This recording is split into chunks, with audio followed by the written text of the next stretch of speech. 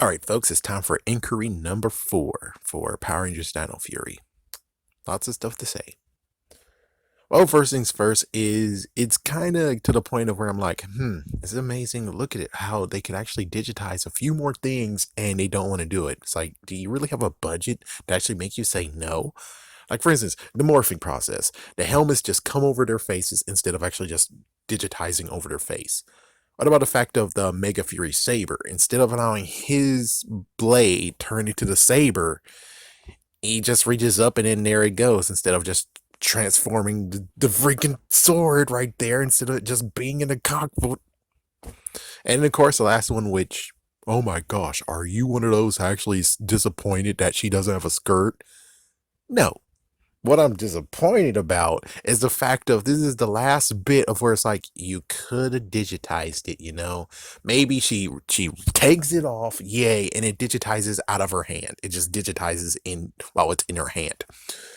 Or well, it might have digitized off screen, but I really kind of would have liked to have the extra effect of showing this is the morphing grid. It's a part of the morphing grid. Of course, it won't be on the ground, and it still be on the ground even to this day.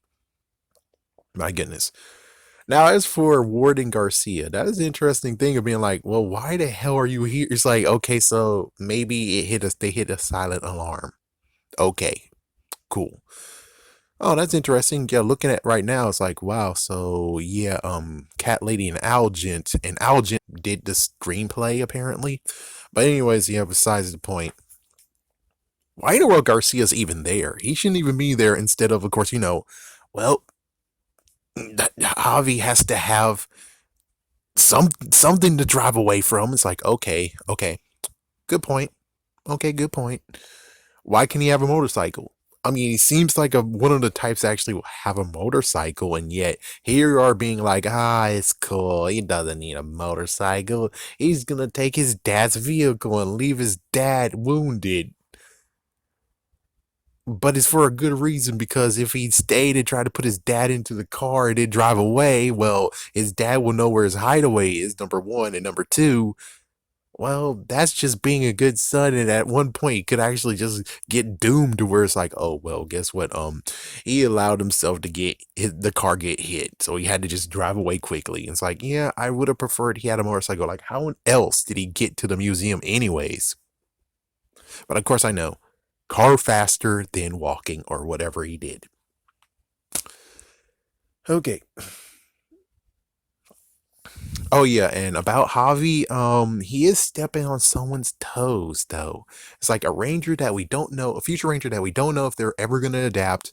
He loves the harmonica too. He loves the harmonica so much that he even has a tune, which I'm not even sure they're gonna even allow him to have a tune either. It's like, what the frick, dude?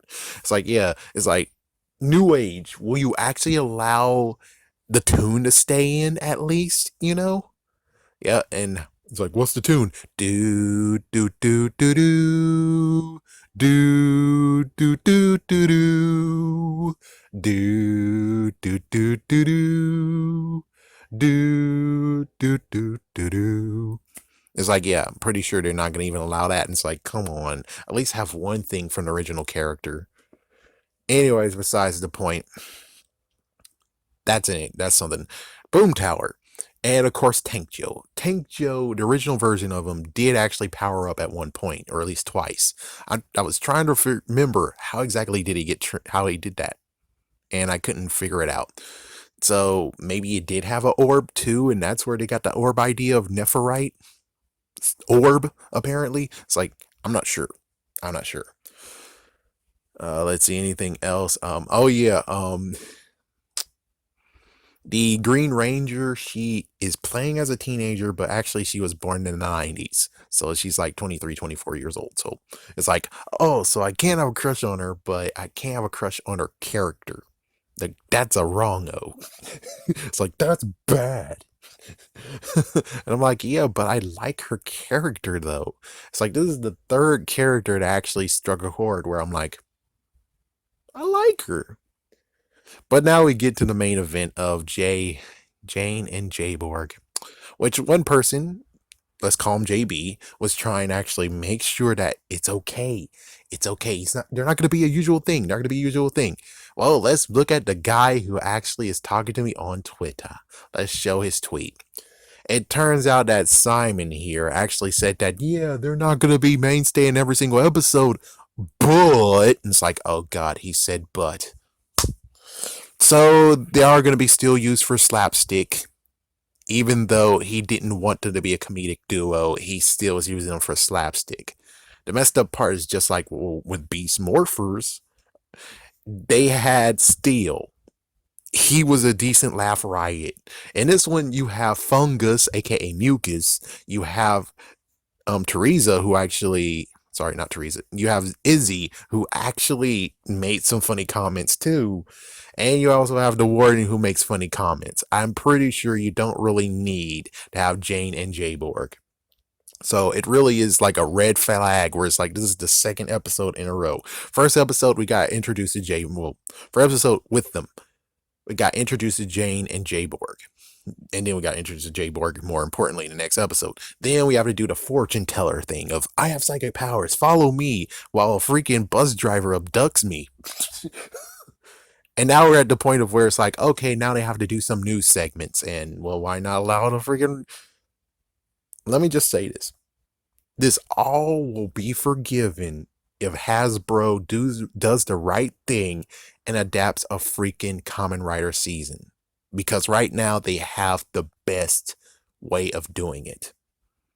Hayford/Hayfield Industries could easily usher in 01, 01, 01, 01, 01, 01. Can I got that do?